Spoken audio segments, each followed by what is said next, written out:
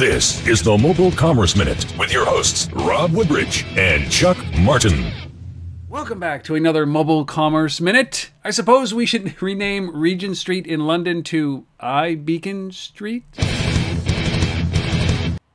Yeah, beacons everywhere. There are 100 stores on one street, Regent Street, which is like the Madison Avenue of London, if you will. And what they're doing is, I interviewed Henry Lawson, the CEO of Autograph. They put these beacons in these stores, and what they're doing is this just launched, just days ago.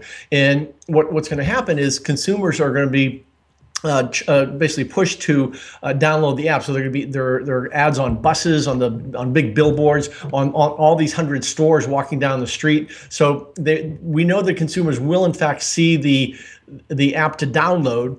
And what they're going to do is there's a beacon at the entrance of every single store, and there are 130 stores, 180 entrances. There's a beacon at every single entrance to the store, according to Lawson.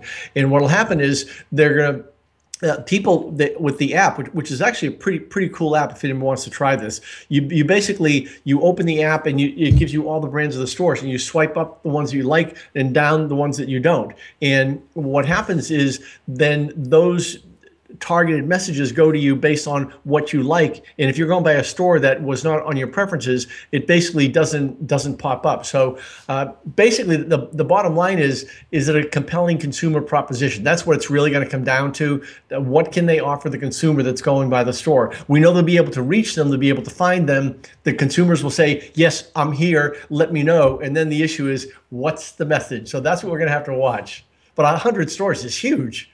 It's pretty amazing that they got 100 stores to do this, and I think that it's great that they could. I just have a question about the brands, because we saw this happen, Chuck, and we witnessed this, where brands have kind of gone into aggregators, where there's a third-party app that they've become a part of. Then they brought their apps in-house and became brand owners of their own brand, and now here it is, they're trusting again some third-party vendor with their message and their brand again. Is this a good idea, or will this change in time?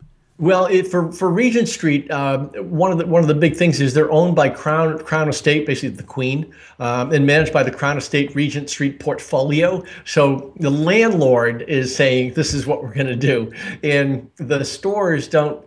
They have kind of some say, but the landlord manages it. And what they're doing is they're aggregating. I don't know if anywhere else in the world can do something like this.